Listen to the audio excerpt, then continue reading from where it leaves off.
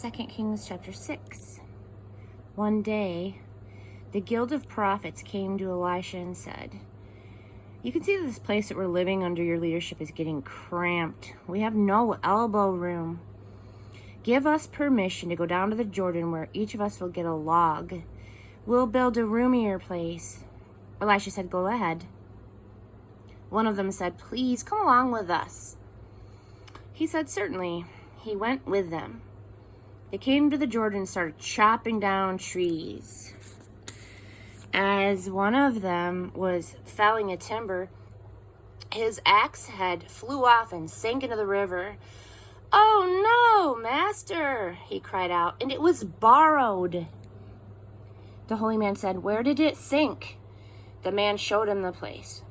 He cut off a branch and tossed it at the spot. The axe head floated up. "Grab it," he said.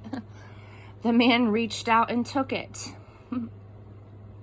One time, when the king of Aram was at war with Israel, after consulting with his officers, he said, "At such and such a place, I want an ambush set." The holy man sent a message to the king of Israel. "Watch out when you're passing this place, because Aram has set an ambush there." So the king of Israel sent word concerning the place of which the holy man had warned him. This kind of thing happened all the time. The king of Aram was furious over all this. He called his officers together and said, "Tell me, who is leaking information to the king of Israel? Who is the spy in our ranks?" But one of his men said, "No, my master, dear king, it's not any of us. It's Elisha, the prophet in Israel. He tells the king of Israel everything you say, even what you whisper in your bedroom." The king said, "Go and find out where he is. I'll send someone and capture him." The report came back. "He's in Dothan." And then he dispatched horses and chariots, an impressive fighting force. They came by night and they surrounded the city. Early in the morning, a servant of the holy man got up and went out. Surprise! Horses and chariots surrounding the city. The young man exclaimed, "Oh, master, what shall we do?" He said, "Don't worry about it. There are more on our side than on their side." Then Elisha prayed, "Oh God, open his eyes and let him see." The eyes of the young man were opened, and he saw a wonder. The whole mountainside full of horses and chariots of fire surrounding Elisha. Amen. When the Arameans attacked, Elisha prayed to God, "Strike these people blind." And God struck them blind, just as Elisha said. Amen. Then Elisha called out to them, "Not that way, not this city. Follow me and I'll lead you to the man you're looking for." And then he led them into Samaria. As they entered the city, Elisha prayed, "Oh God, open their eyes so they can see where they are." God opened their eyes. They looked around. They were trapped in Samaria.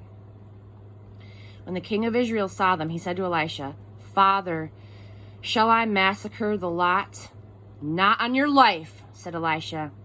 "You didn't lift a hand to capture them, and now you're going to kill them?" "No, sir."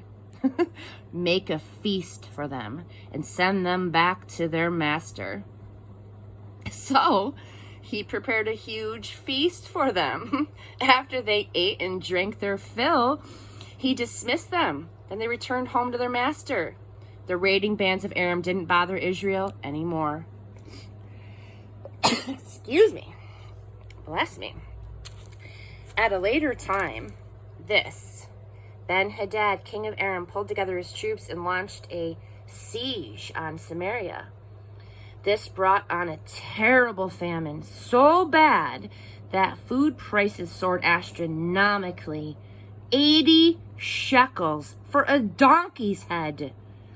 5 shekels for a bowl of field greens. One day the king of Israel was walking along the city wall. A woman cried out, "Help, your majesty!" He answered, "If God won't help you, where on earth can I go for help? To the granary? To the dairy?" The king continued, "Tell me your story," she said. "This woman came to me and said, 'Give up your son and we'll have him for today's supper. Tomorrow we'll eat my son.' So she cooked my son and ate him. The next day I told her, 'Your turn. Bring your son so we can have him for supper.' But she had hidden her son away." When the king heard the woman's story, he ripped apart his robe. Since he was walking on the city wall, everyone saw that next to his skin he was wearing coarse burlap, and then he called out, "God, do his worst to me and more, if Elisha, son of Shaphat, still has a head on his shoulders at this day's end." Elisha was sitting at home, the elders sitting with him.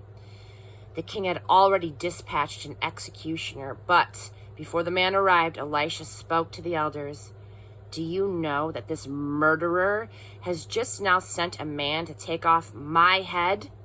Look, when the executioner arrives, shut the door and lock it. Don't I even now hear the footsteps of his master behind him?" While he was giving his instructions, the king showed up accusing, "This trouble is directly from God. And what's next? I'm fed up with God."